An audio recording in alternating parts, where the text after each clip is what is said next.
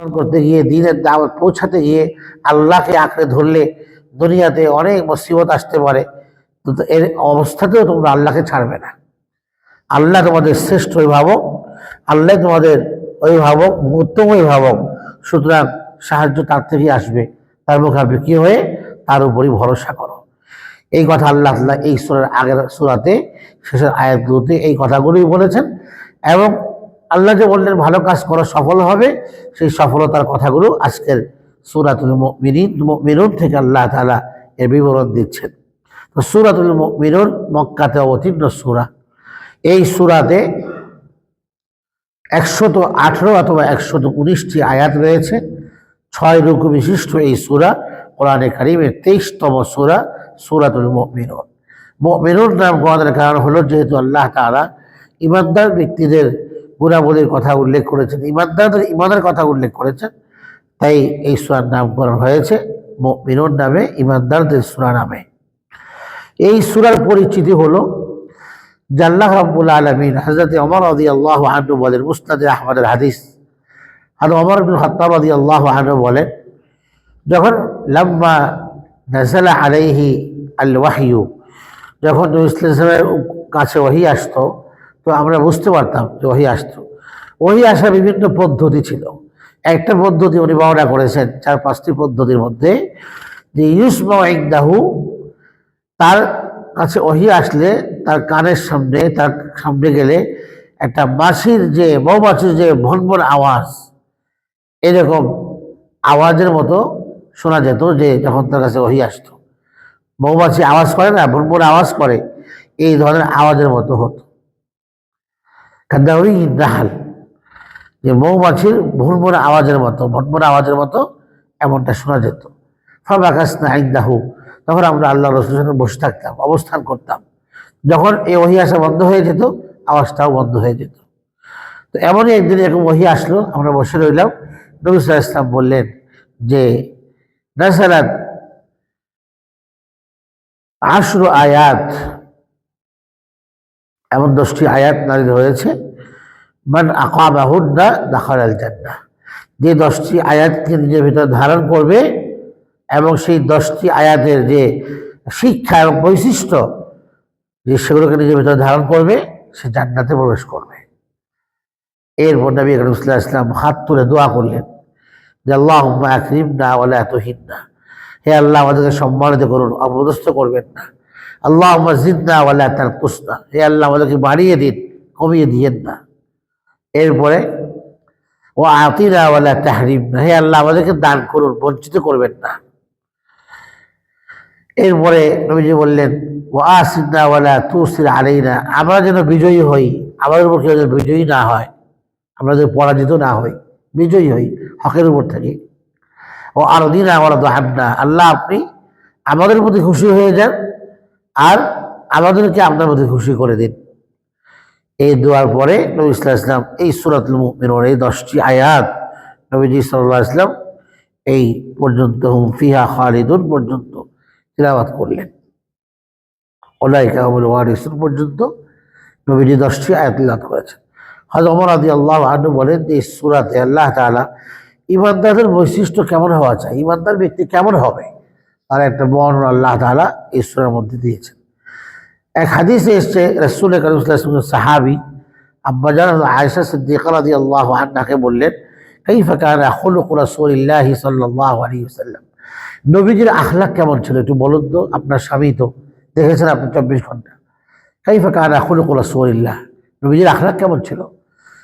তখন আম্মা জান আয়েশা সিদ্দিকা রাদিয়াল্লাহু আনহা বলেন, তুমি কি সূরাতুল মুমিনুনের প্রথম 10টি আয়াত পড়োনি? সূরাতুল মুমিনুনের প্রথম 10টি আয়াত কি তিলাওয়াত করোনি? সেটাই তো আল্লাহ রাসূলের আখলাক। অর্থাৎ এই 10 আয়াতে যে ঈমানদারদের গুণাবলী বর্ণনা করা হয়েছে, এর পরিপূর্ণ গুণাবলীগুলো নবী করিম সাল্লাল্লাহু আলাইহি ওয়াসাল্লামের মধ্যে বিদ্যমান ছিল। এটা তো কোরআন, নবীজির জীবনটা হচ্ছে প্র্যাকটিক্যাল কোরআন। আল্লাহ কোরআনে যা বলছেন এটাকে আমলের নমুনায় নবীজি করে দেখিয়েছেন। এই জন্য নবী সাল্লাল্লাহু আলাইহি ওয়াসাল্লামের এই পুরা 23 বছর নবুয়ত প্রাপ্তির পর থেকে পুরা জীবনটা এটা হচ্ছে প্র্যাকটিক্যাল কোরআন। কোরআনটাই কিভাবে আমল করতে হয় প্র্যাকটিক্যালি নবী সাল্লাল্লাহু আলাইহি ওয়াসাল্লাম আমল করে দেখিয়েছেন। আল্লাহর বিধানগুলো বাস্তবে অনুশীলন করে দেখিয়েছেন। তো এর জন্য আমাদের আয়েশা বলছেন কানা খুলুকুহুল কোরআন, তার চরিত্র হলো জানতে চাও তাহলে কোরআন পড়ো। কোরআনটাই নবীর চরিত্র, কোরআনের আয়নাতে নবীর চরিত্রটা বোঝা যাবে, পড়ো। তো আল্লাহ তাআলা এই সূরাতে ইমানদার ব্যক্তিদের এই গুণাবলীর কথা উল্লেখ করেছেন।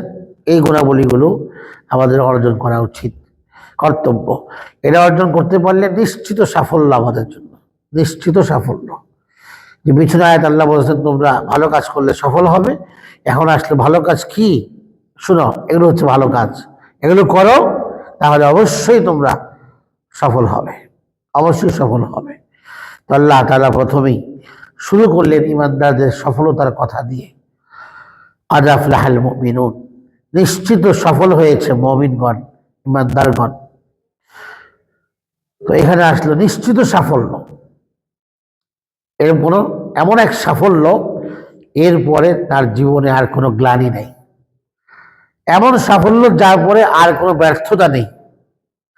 আরবি ভাষায় এই ফালাহ শব্দে এর অর্থ হচ্ছে সফলতা।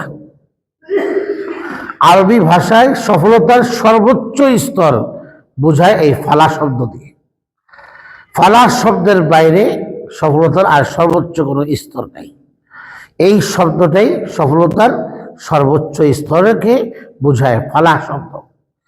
যেমন আযানের মধ্যে আমরা শুনতে পাই হাইয়া আলাল ফালাহ, এসো কল্যাণের দিকে, নামাজের দিকে। তার মানে নামাজের দিকে এসো, এরপরে বলে কল্যাণের দিকে এসো।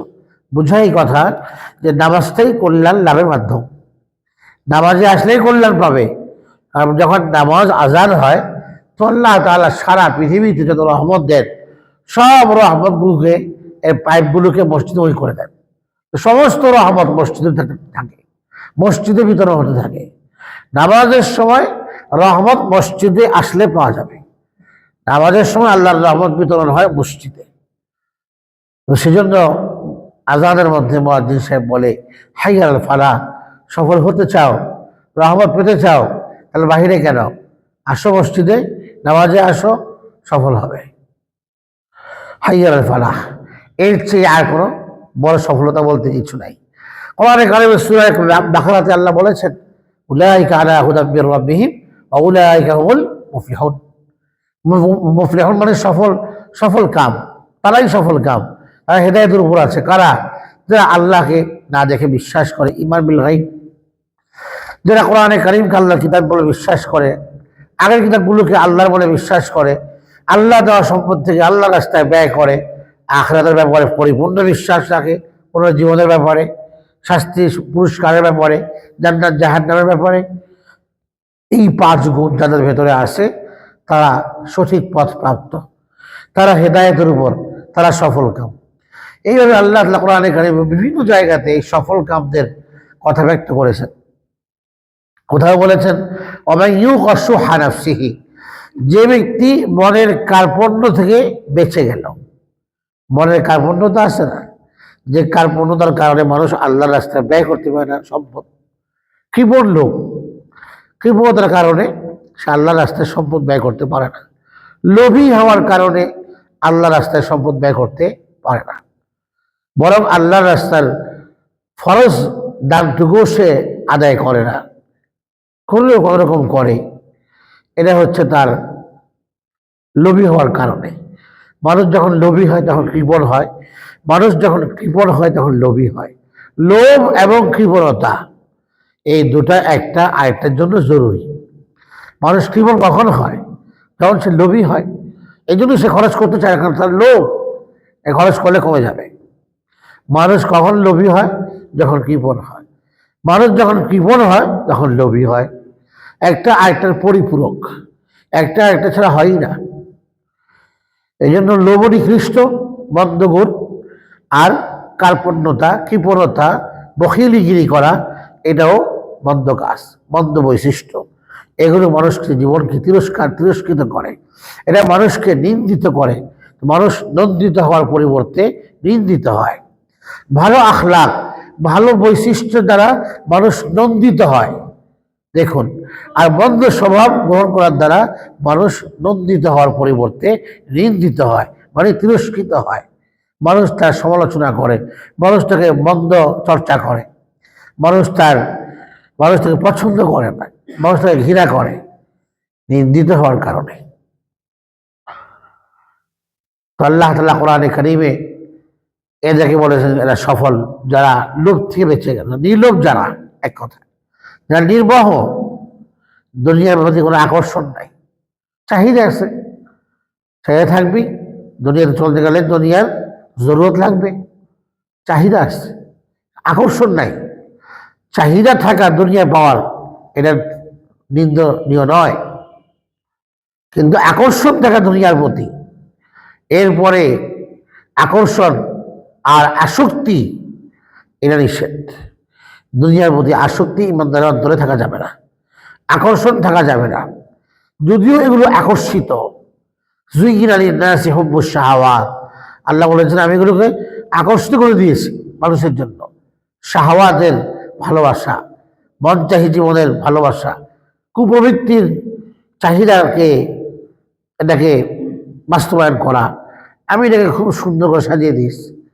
ফলে যারা আত্মপূজারী, মন পূজারী, শাহওয়াত পূজারী, অর্থাৎ নফসচাহী জীবনযাপন করে, এবং কুপ্রবৃত্তির যারা পূজারী, অর্থাৎ যারা প্রবৃত্তিকে ফলো করে, ও মনে যা বলে তাই করে, মনে করতেছে একটা গালি দিতেছে, গালি দিয়ে দিল, মনে চাইতেছে একটা হারাম কাজ করতে, হারাম কাজ করে ফেললো, মনে যা চায় তাই করে। তো এরকম যারা মন পূজারী, আত্মপূজারী, এই সমস্ত লোকদেরকে এদের এই কাজটা এটা নিন্দনীয়, এটা তাদেরকে নিন্দিত করে। আর ভালো গুণ তো এটা মানুষকে প্রশংসিত করে এবং নন্দিত করে। তো আল্লাহ তাআলা কোরআনে কারীমে লোভ যার নাই, যে নির্মোহ, তাকে বলেছে সে সফল কাম। তার লোভী সফল কাম নয়, নির্মোহ ব্যক্তি সফল কাম। কেবল ব্যক্তি সফল নয়, যে ব্যক্তি মানুষকে যার মধ্যে বদান্যতা আছে, দয়াদ্রতা আছে, উদারতা আছে, মহানুভবতা আছে, এ ব্যক্তি সফল। এর বিপরীত এইভাবে আল্লাহ তাআলা মুফলিহুন শব্দে কোরআনে কারীমের বিভিন্ন জায়গাতে এই শব্দ এনেছেন, এটা বোঝানোর জন্য যারা চূড়ান্ত পর্যায়ের সফল, এর উপরে সফলতা বলতে আর কিছু নাই। আর এটা এমন সাফল্য, যে সাফল্যের পরে তার জীবনে তার কোনো গ্লানি নেই, তার জীবনে কোনো ব্যর্থতা নেই, এমন সাফল্য এটা। এই সাফল্য অর্জনের হওয়ার পরে তার জীবনে আর কোনো ব্যর্থতা নেই, কোনো গ্লানি নেই, কোনো অপদস্থতা নেই, এটা এমন সাফল্য। আল্লাহ বলেন কদ আফলাহাল মুমিনুন, ইমানদার ব্যক্তিবর্গ নিশ্চিত সফল। কদ বুঝায় নিশ্চিত সফল হয়ে গিয়েছে ইমানদার ব্যক্তিবর্গ। তাহলে ইমানদার ব্যক্তি যে সফল, নিশ্চিত সফল হয়, এই সফলতার জন্য বড় একটা জরুরি বিষয় হলো সঠিক ইমানের চর্চা করা। সঠিক ইমান যদি না থাকে তাহলে সে সফল না। সব ভালো গুণ তার ভেতরে আসে, সমস্ত ভালো কাজ সে করে, কিন্তু ইমান নেই, তাহলে সে সফল নয়। হাজার ভালো কাজ, ভালো বৈশিষ্ট্যের অধিকারী হওয়া সত্ত্বেও সে সফল না, কারণ কি? ইমান নেই। সফলতার জন্য ইমান থাকা জরুরি। এই জন্য আল্লাহ তাআলা প্রথমেই বললেন, সূরা শুরুই করলেন কদ আফলাহাল মুমিনুন, ইমানদাররা নিশ্চিত সফল। তার মানে আমি যদি সফল হতে চাই, আগে ইমানকে দুরুস্ত করতে হবে, ইমান সম্পর্কে জানতে হবে, যে ইমান বিবর্জিত বিষয়গুলো সম্পর্কে জানতে হবে, ইমান ভেঙে যায় সেগুলো সম্পর্কে জানতে হবে। এগুলো জানলেই তো আমি আমার ইমানকে হেফাজত করতে পারবো, আমি আমার ইসলামকে হেফাজত করতে পারবো। আমি যদি নাই জানি ইমান ভঙ্গের কী কারণ আছে, আমি যদি নাই জানি ইমান কাকে বলে, ইমানের গুণ কি, ইমানের চাহিদা কি, আমি যদি নাই জানি আমি কাজ করবো কীভাবে? তো আগে জানতে হয় ইমান সম্পর্কে। তো এই ধরনের ইমানদার ব্যক্তি যখন ইমান সম্পর্কে জেনে ইমানের দাবির উপরে পরিপূর্ণভাবে চলা শুরু করবে, তো আল্লাহ তাআলার ঘোষণা তার ব্যাপারে এই আয়াত, সে নিশ্চিত সফল হয়ে গেছে। দুনিয়াতেও সে সফল, আখিরাতেও সফল। অনেক সময় আমরা দেখতে পাই যারা বেশি নেককার, ইমানদার, তাদের জীবনে অনেক পরীক্ষা আসে, যাতনা আসে, কষ্ট আসে, জেল জুলুম আসে, রিমান্ড আসে, মামলা আসে, বিভিন্ন ধরনের বিপদের তারা পড়ে। অথচ কাফের বেঈমান ইমান না থাকা সত্ত্বেও তাদের জীবনে কত আমোদ ফুর্তি, কত এনজয়, কত সাফল্য তারা মনে করছে বাহ্যিকভাবে, সেগুলোকে সব কিছু আসবাব উপকরণ সাফল্যের সবটা আছে। তাহলে ইমানদারদের জন্য এর কষ্ট কেন? ইমানদারদের সফল হবে এই কথা আল্লাহ বললেন, ইমানদারদের কষ্ট পাচ্ছে, সফল হলো কোথায়? তো এই আয়াত এই কথার প্রশ্নের জবাব হলো, ইমানদার যে সফল এটা আখেরাতে নিশ্চিত হবে। আখেরাতে সে সফল, তাহলে সাফল্যকে কেউ আটকাতে পারবে না, কোনো কাফের সুযোগ নেই এবং সামান্য পরিমাণ তার সুযোগ নেই কোনো ইমানদার ব্যক্তির সাফল্যকে রোধ করা, আঁকড়ে এটাকে আটকে দেয়া কোনো সামর্থ্য নেই কাফেরদের। ইমানদাররা সফল হবেই হবে যদি এই গুণগুলো ইমানদারদের ভেতরে থাকে। আর এই ইমান ওরা যদি সেই কাফের মতোই হয় আচরণে, চলনে, বলনে, আমলে, তাহলে তো তার হাসর তার সাথেই হবে। এখন যে মুসলমান, নামে মুসলমান, কাজে কর্মে বিশ্বাসে মানুষে মননে সবটাই কাফেরদের মতো, সে তো কাফেরই, তো তার হাসর তো কাফেরদের সাথেই হবে। ইমানদার ব্যক্তি নিশ্চিতভাবে সফল হয়ে গেছে। এখানে সফলতার উদ্দেশ্য হলো তার দুনিয়ার জীবনে তার উদ্দেশ্য পূর্ণ হয় এমন সব কিছু সে তার হয়ে গেছে, এবং যা তার জন্য ক্ষতির কারণ সেগুলো থেকে সে বেরিয়ে গেছে। তো ক্ষতিকর কিছু নাই, আর চাওয়া যা আছে তার সর্বোচ্চটা, এটাকে বলা হয় সফলতা। আদ আফলাহা, তার যা চাওয়া, যা সে চায় সবটা পেয়ে গেছে, যা সে চায় না সেগুলোকে তার থেকে দূরে রাখা হয়েছে, এটাকে বলা হয় সফলতা। এরকম সফলতা আল্লাহর বিশেষ ইমানদার খাস বান্দাদের জন্য, যাদের এই গুণগুলো আছে। কি গুণ? 1 নম্বর গুণ হচ্ছে আল্লাযীনা হুম ফী সালাতিহিম খাশিউন, যারা নিজেদের নামাজে বিনম্র, যারা খুশু খুজুর সাথে নামাজ পড়ে, যারা ধীরে সুস্থে নামাজ পড়েন, যারা নামাজের ব্যাপারে খুবই অ্যাটেনশনের সাথে, মনোযোগের সাথে যারা নামাজ পড়েন, তাদের নামাজ তাদেরকে সফল করে দেয়। আল্লাযীনা হুম ফী সালাতিহিম খাশিউন, যারা নামাজের মধ্যে বিনম্র। বিনম্র 2 ধরনের হয়। খুশু বলা হয় যে আল্লাহর ভয়ে, আল্লাহর যে প্রভাব প্রতিপত্তি আজমত, এর প্রতি শ্রদ্ধাজনিত ভয়ে তার সামনে একেবারে প্রকম্পিত হতে থাকা, নত হয়ে যাওয়া, নিজেকে অপদস্থ মনে করা যে আমি তার সামনে কিছুই না, এই যে অবস্থাটা, এই অবস্থাকে বলা হয় খুশু। তাদাল্লুল, একদম নিজেকে মাটির সাথে মিশিয়ে দেওয়া আল্লাহর সামনে, একে বলা হয় তাদাল্লুল, একে বলা হয় খুশু। কোরআনে কারিমে খুশু শব্দটি চেহারার সাথে আসছে, চোখের সাথে আসছে। যে এই জন্য আব্দুল্লাহ ইবনে আব্বাস বলেন এখানে এই আয়াতে কারিমাতে খাশিউন মানে এর অর্থ হলো খাইফুন আর সাকিনুন, এক ধরনের সে মানে কিংকর্ত বিমূঢ় হয়ে যায়, কি করবে সে ভেবে পায় না, এমন একটা ভয়, সুকুন তার মধ্যে স্থিরতা চলে আসে ভয়ে। তো এমন ভয় কোরআনে কারিমে যেমন আসছে উজুহু ইয়াওমা ইযিন খাশিয়া, কিয়ামতের দিন কিছু চেহারা এমন হবে যে এত ভয়ের তো হবে, কিয়ামতের বিভীষিকাময় অবস্থা দেখে খুব প্রচন্ড ভয় পেয়ে যাবে, ভয়ের চেহারা পরিবর্তন হয়ে যাবে, মানুষ দেখলে বুঝতে পারবে এই লোকটা মারাত্মক ভয় পেয়েছে। তাহলে এই শব্দটা চেহারার সাথে আসলো।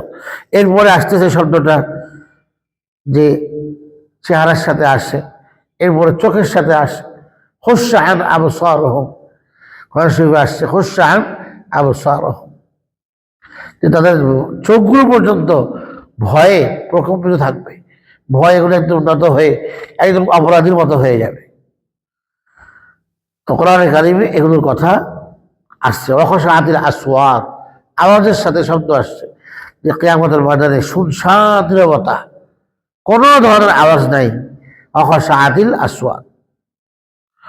তো এখান থেকে খুশু শব্দ হযরতে আব্দুর রহমান ইবনে আবু বকর এবং হযরত আবু বকর সিদ্দিক রাদিয়াল্লাহু আনহুমা, বাবা এবং ছেলে উভয় থেকে হাদিস বর্ণিত, বলেছেন যে রাসূল কারীম সাল্লাল্লাহু আলাইহি ওয়াসাল্লাম বলেন যে খুশু খুজুর সাথে নামাজ পড়ার যে মানে এটার তুলনা হলো একটা প্রাণহীন সোজা একটা লাকড়ি এভাবে দাঁড় করায় দেওয়া হয়েছে, ডরা নেই, ছড়া নেই, একদম প্রাণহীন একটা লাঠি যদি এইভাবে দাঁড় করানো হয়, এটা যেরকম থাকবে একে বলা হয় খুশু। একে বলা হয় খুশু, একেবারে স্থির, তার কলব স্থির। কলব সম্পর্কেও আসছে, আলাম ইয়ানি লিল্লাযীনা আমানু আন তাখশা কুলুবুহুম, মানুষের অন্তরটা ভয়ে, আল্লাহর ভয়ে, আল্লাহর আজমতে পরিপূর্ণ হয়ে কি এই এখনো তার অন্তর বিগলিত হওয়ার সময় কি আসে নাই আল্লাহকে ভয় করার? আল্লাহ আক্ষেপ নিয়ে বলছেন তার প্রতি এটা, যে এমনটা আছে। তো সেখানে দেখেন এই খুশু শব্দটা আসছে কলবের সাথে, তার মানে খুশু হচ্ছে কলবের কাজ, আর কলবের কাজ করা হচ্ছে দিল। এর কাজ হলো যে অন্তরকে স্থির রাখা, এর খুশু বলা হয়। এখন এই খুশু ছাড়া নামাজ হবে কিনা? অবশ্যই হবে। কাজ হলো নামাজে এভাবে যখন খুশুর সাথে থাকবে, ধীরস্থিরভাবে সে থাকবে নামাজের মধ্যে, আল্লাহ ভয়কে অন্তরে বিরাজমান রেখে যখন সে নামাজে দাঁড়াবে, তো এটা হলো খুশু, অন্তর বিনম্র, একদম অন্তর জায়গা মতো স্থির হয়ে আসে। আর এদের সাথে পড়লে তখন দেখা যাবে যে অন্তরের মধ্যে এক ধরনের অস্থিরতা কাজ করবে। তো অন্তরের যে খুশু, ধীরস্থিরতা, এটাকে বলা হয় খুশু, এটাকে বলা হয় খুশু। এইভাবে সে নামাজ যখন দাঁড়াবে, নামাজ বিনম্র থাকে, মানে কি সে নামাজের মধ্যে এতটা আল্লাহর সামনে নত হয়ে যায় যে সে নামাজ বহির্ভূত কাজ করে তো নাই, কিন্তু তাকে দেখে মনে হবে সে আল্লাহর আরশে আজিমে ঘুরতেছে আল্লাহকে পাওয়ার জন্য। এই অবস্থা তার অন্তরের, একেবারে শুধু নিবিষ্ট চিত্তে আল্লাহর দিকে ধ্যানমগ্ন সে। নামাজ এইভাবেই হওয়া চাই আমাদের। আমাদের নামাজ তো এই কোয়ালিটির না, এই কোয়ালিটি হওয়া চাই, হলে আমরাও নিশ্চিত সফল, আমরাও সাফল্যের অধিকারী হতে পারব। তো সেই জন্য নামাজে অন্তরে খুশু থাকা, অন্তর স্থির হয়ে যাওয়া, আল্লাহর ভয়ে আজমতে পরিপূর্ণ হয়। আর বাহ্যিক যে অঙ্গ প্রত্যঙ্গগুলো আছে নামাজ, এগুলোকে স্থির রাখার, একে বলা হয় খুজু। খুজু বলা হয়। খুজু হচ্ছে অঙ্গের সাথে সম্পৃক্ত, আর খুশু হচ্ছে কলবের সাথে সম্পৃক্ত। কলব স্থির থাকা এটা হলো খুশু, আর অন্তর স্থির থাকা এটা হলো খুজু। বাহ্যিক অঙ্গ প্রত্যঙ্গগুলো স্থির থাকা, নামাজের মধ্যে সে চুলকাইতেছে, নামাজের মধ্যে সে কান চুলকাচ্ছে, নামাজের মধ্যে সে টুপি ঠিক করতেছে, নামাজের মধ্যে সে রুমাল ঠিক করতেছে, কাপড় চোপড় নিয়ে খেলতেছে, নামাজের মধ্যে কাপড় দেখতেছে, ময়লা ফেলতেছে।